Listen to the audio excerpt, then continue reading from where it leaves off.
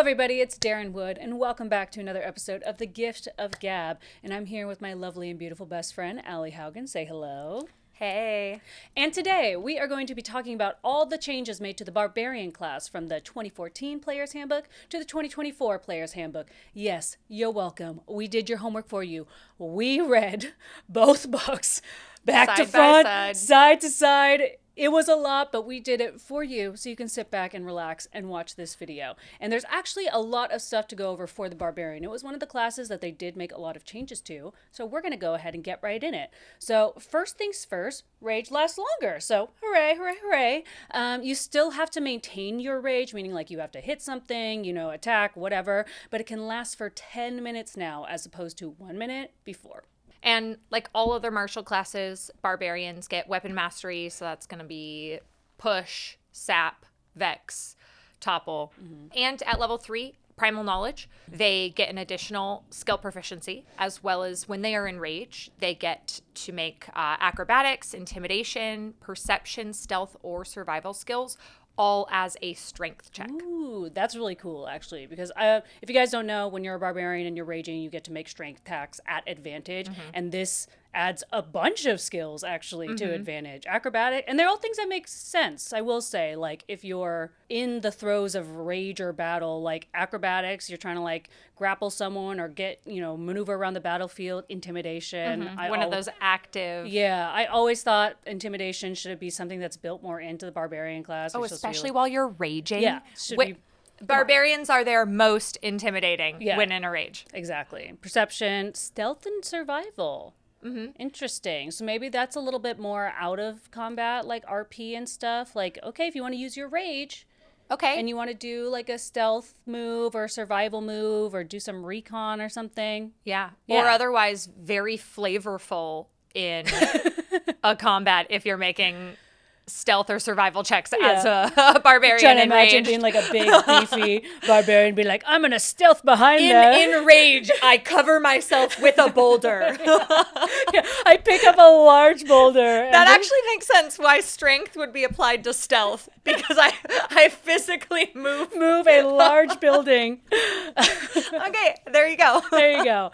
They added level 7 feature called Instinctive Pounce. So as part of the bonus action to enter rage, you can now move up to half your speed. That's great. Just adding a little more extra movement to the field. And then at level 9, this is one of the coolest new changes. Brutal Critical got changed to Brutal Strike. So it used to be that you got extra damage dice for critical hit, and those would level up at 13 and yada, yada, yada. But now you can forego an advantage on a reckless attack. So, when you're recklessly attacking, you can attack someone with advantage, and they have an advantage against you if they attack you back.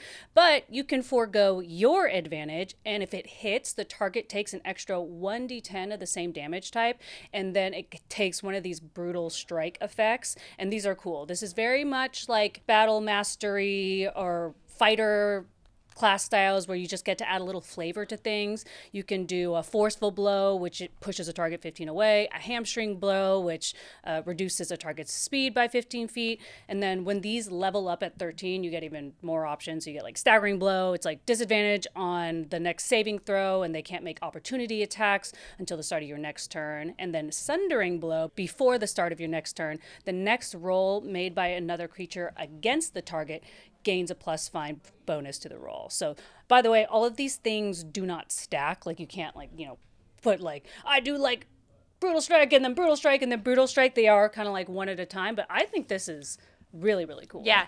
It looks like they really added these to give barbarians their thing, their flavor.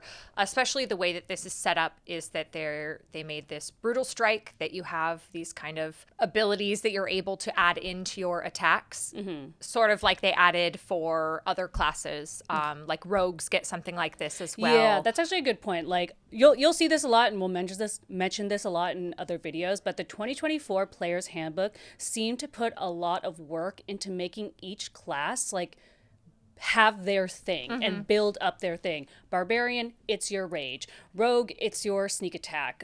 Ranger, it's your hunter's mark. And all of those class specific features were beefed up and given more stuff. So you're not just using the generic, I Eldritch Blast, I Eldritch Blast, I Eldritch Blast. You like have more stuff and more creativity and things to look forward to. And I think giving barbarians an opportunity to be more creative, agile, affect more of the battlefield while they're in the midst of it. Because if you have a barbarian, your barbarian is built, that's what a barbarian is, as a tank to take damage, be on the front lines. You take hits and you give hits, and that's kind of your jam. Yeah, and then it makes it less boring because then you're not just like, okay, I'm a tank, right? I'm built as a tank. Before, sometimes it'd just be like a stagnant tank. You're like, I'm a tank, I'm going to go to the front lines, and I'm just going to take it. I'm going to take it on the chin, and I'm going to keep recklessly attacking. And I think anything that inspires more creativity for people to, because especially with martial characters, this is something that I always kind of didn't like about martial characters or kept me from playing a martial character, is that it felt like sometimes you ended up doing the same thing over and over again. And I feel like this gives people more to say, more to think about. So even on your turn is, somebody before you is playing a more complex character. And so they have their action and then bonus action and movement that they all incorporate.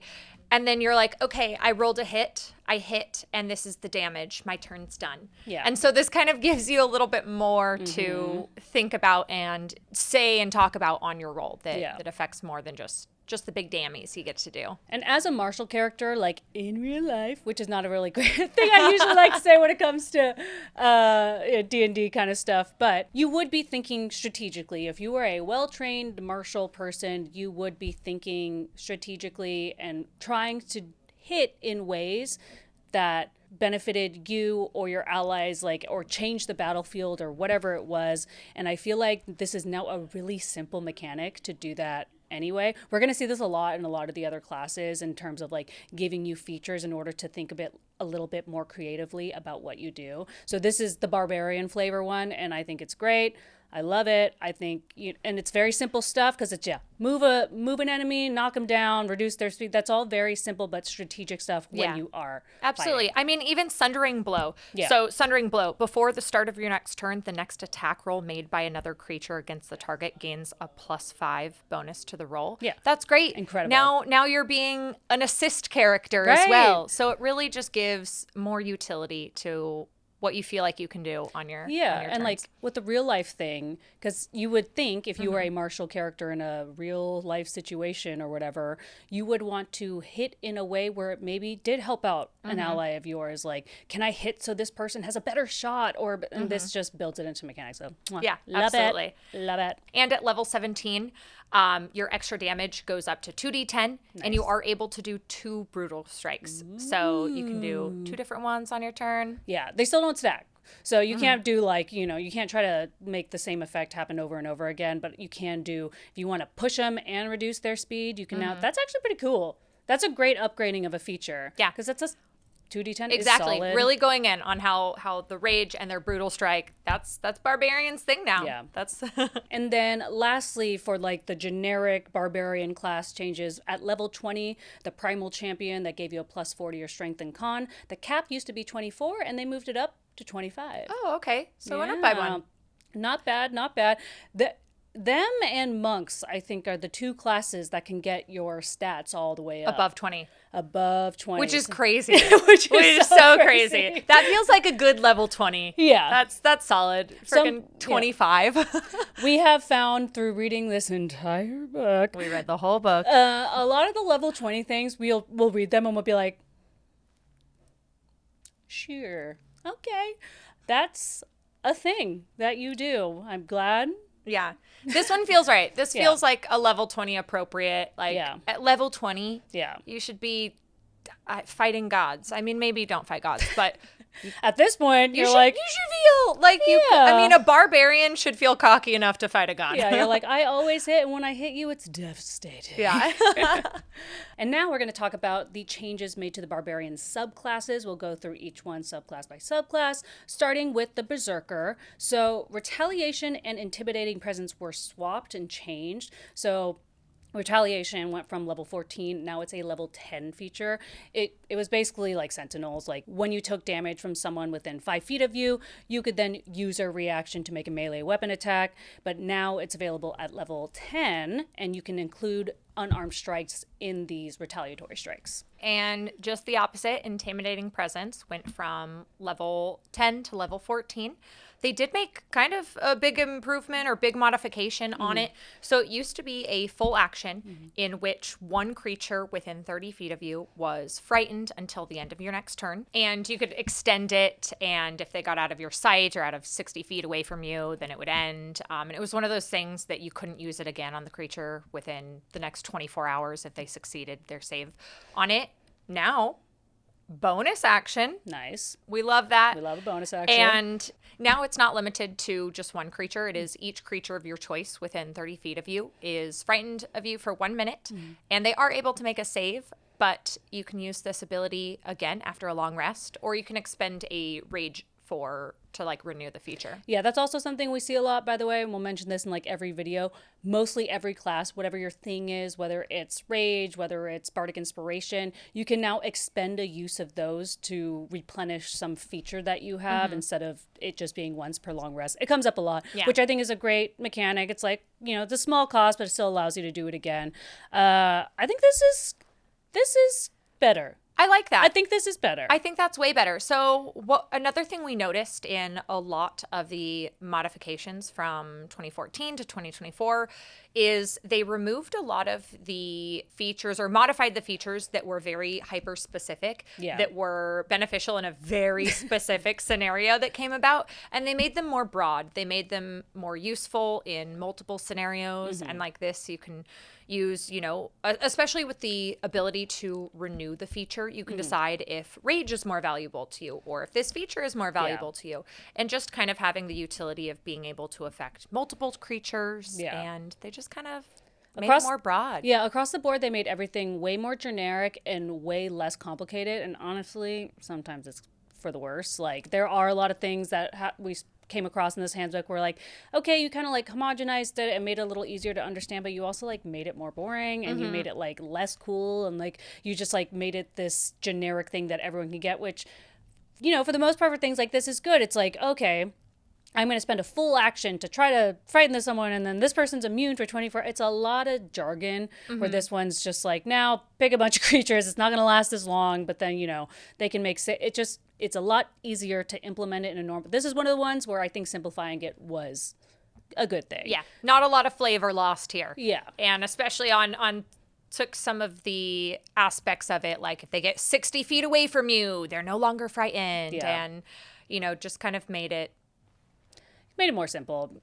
It makes more sense. Yeah. And I think one of the benefits of them simplifying a lot of features like this is, I think, especially for newer players or just like players like myself with mad ADHD, sometimes when those features are complicated, my brain forgets them because it's like, oh fuck, what is it? Like, do I have to like, and so now you're like, okay, I know it's like a generic frightening thing. Yeah. And you're, I think, more frightened willing to use last a minute. Yeah. Got it.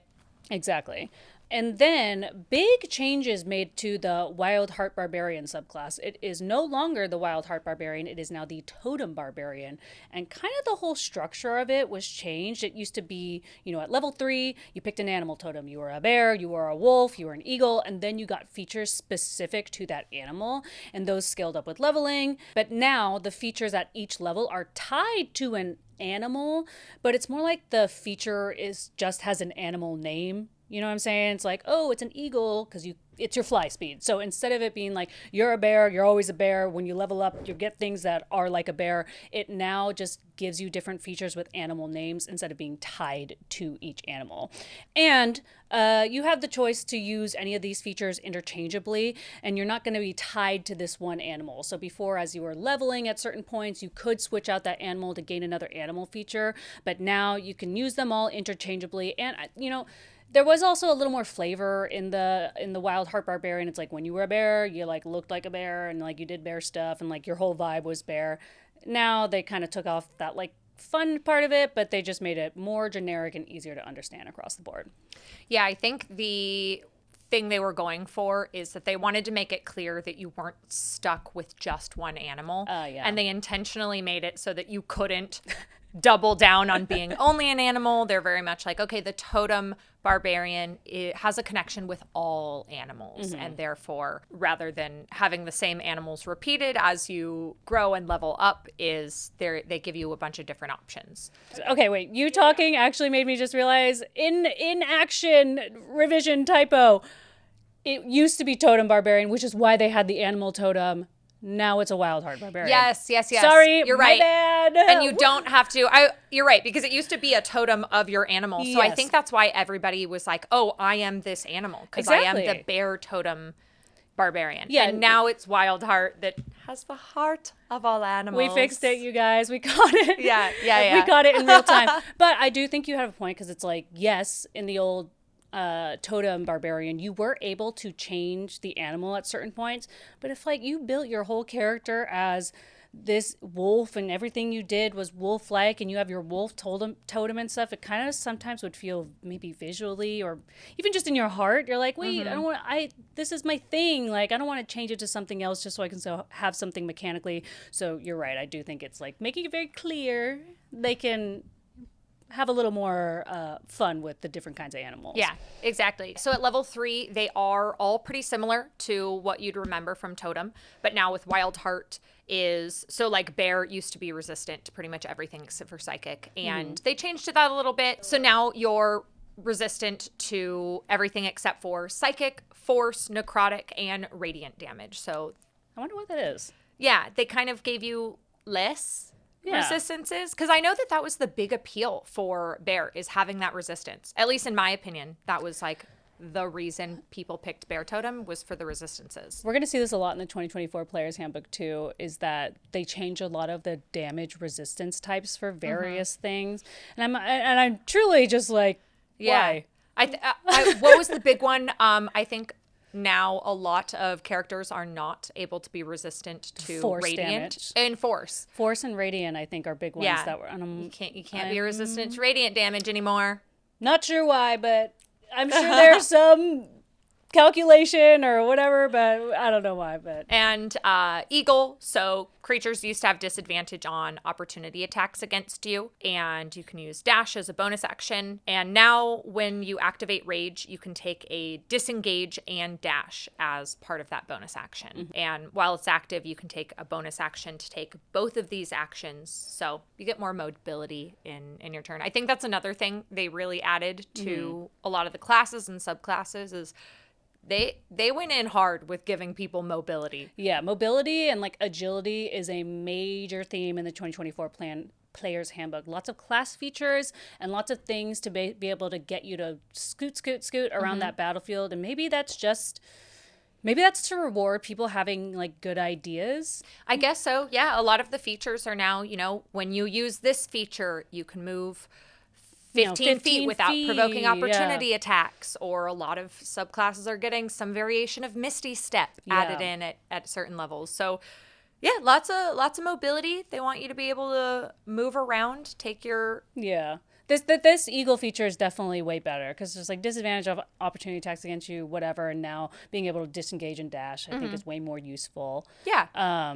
The Wolf, they kept the same. Yeah, Wolf is basically the same. But as a reminder, now you can use these all interchangeably. So you're not limited to just one. Yeah, you can change these now every time you rage. You're able to pick a different one. But then once you rage, you're stuck with that one. While you're raging. Okay. And for level 6, this is going to be something similar that we've talked about a lot already. It used to be you leveled up features for whatever animal you chose, and this was also an opportunity for you to change that animal. No mas. Now you can just use any of these features once per long rest. So before the changes, Bear was your carrying capacity doubled, Eagle you could see super far away, and Wolf you could track people at a like stealthy pace or whatever. Now they've completely changed the animal names completely, so they're like, don't get it twisted, you can't be a bear. We're changing the names to not confuse you. But for Owl, you get dark vision. Panther, you get a climb speed. Salmon, you get a swim speed. What do you think? I think these are fine. These are fine with me. I think it is it really does just reinforce the fact that every time you rage, you can pick a new animal. Every long rest, you can pick a new, whether it's your vision, and it's really enhanced dark vision, because everybody is going to shout out, I have dark vision. Yeah. But this is like extra extreme dark vision. But and I did like carrying capacity. I mean, like comparing the features. So it's like carrying capacity is doubled, that's gone, which that's kind of sucks.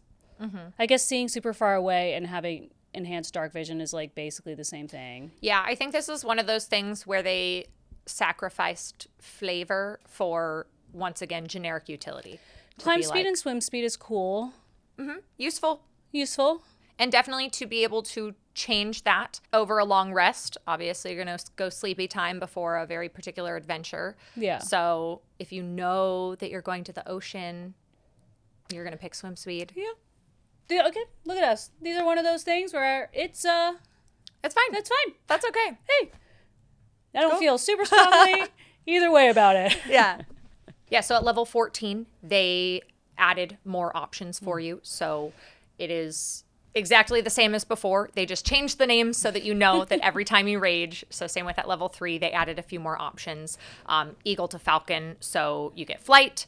Bear, they changed to lion. Enemies within 5 feet of you have disadvantage on targets that are not you. And wolf, turn to ram, and you're able to knock enemies prone. I guess rams could knock someone prone. Yeah, that's definitely a ram behavior. They also added an entirely new subclass called Path of the World Tree. And this is an entirely new subclass, not just one taken from one of the supplement books. It's based on Norse mythology's Yggdrasil. This subclass connects to a cosmic tree to draw on its magic for vitality and as means for dimensional travel. This is a healing barbarian class. Yeah. That's another thing that I think they added a lot of in 2024 is they gave all classes in their subclasses have some variation of option to be a healer. Yeah, that's so true. they really made it easy to balance your party by still being able to play all barbarians. Oops, all barbarians. And just to give like a light generic breakdown of what the various class features you'll get if you decided to choose this subclass. Level 3, you can give you or someone else temp HP. Level 6, teleports a nearby creature to an unoccupied space. Mobility. You can move people around. Literally, like we just said, there's a lot of class features that give you some kind of missy step, teleport, yada, yada, yada. We love movement. They love the movement. Level 10 extends your reach 10 feet. Level 14, you can... when you activate your rage, you can teleport up to 60 feet away, or if you expend an additional rage, you can teleport 150 feet away. Or you can bring 6 willing creatures with you up to 10 feet away. That's kind of a crazy feature for a barbarian. That's awesome. More mobility. More mobility, more bouncing around. Save your buds. Yeah. This is an interesting barbarian class. It is. I'm like, as we're describing all these features, I'm trying to imagine. Not your average barbarian. Yeah, being able to heal and bounce people all around the field, but you still have your tanky tank stuff. This is an interesting class. Yeah, it's one I'm definitely excited to I'm play. interested to at least play it. Yeah. Maybe, I really want to test this out. I'm very curious. Absolutely, especially once you get to those higher levels and you have features like that give you that funky mobility options. Yeah. Fun. I'm into it. And then last but not least, Path of the Zealot was taken from Xanathar's and made official in the player's handbook, but it was tweaked a little bit. At level 3, Warrior of the Gods gives you a pool of 4 d12s that you can use as a healing pool as a bonus action. And then that's going to increase with your level. So at level 17, you get 7 d12s. Dang. Yeah. And then this will replenish after a long rest, but that's like D12s can be a lot of healing. Yeah, that's great. More healing options. This is very similar to a paladin kind of lay on hands pool thing, except it's like way more. Yeah, like. yeah. D12s can be beefy. D12s. I mean, you could roll a 1, but you could roll a 12. It could be 4. or it could be 48. Crazy. Now at level 6, that reroll feature, you can reroll it, but you can also add your rage damage bonus, but still you must use the new roll, whatever it is. You're going to see this a lot throughout the 2024 Player's Handbook as well. They're, instead of just having a flat reroll, they give more of an incentive to actually do the reroll by letting you add your martial arts die or your bardic inspiration die or for this, your rage damage bonus. And so instead of just being like, it's a flat reroll, if it's lower, that sucks. If it's higher, yay. It's like, it's a higher chance it'll be better. Not a lot, but just a tiny bit. Yeah, not as beefy as re-rolling completely with advantage, but yeah, getting that extra bonus. So gives you a little more excitement behind that re-roll, hopefully being better for you. Yeah. And at level 10, Zealous Presence is the same, except for you can use a rage slot to replenish. So a similar thing that they're doing with kind of all of the classes and their features is giving you that option to trade your rage for more of that feature. And then for level 14, Rage Beyond Death is now Rage of the Gods. And there were major changes made to this. And this was honestly a feature that was a little complicated, so I'm just going to read it. It used to be that basically you like couldn't die while you were still rage. You were allowed to shrug off fatal blows and not be able to die while your rage was still active. It said 0 HP doesn't knock you unconscious. So you still make death saving throws and suffer normal effects of taking damage while at 0 HP. However, if you die due to failed death saving throws, you don't die until your rage ends, and you die then only if you still have 0 HP. So it's a little complicated, but basically it was a clunky way to basically make you immortal if you were if you had a rage active.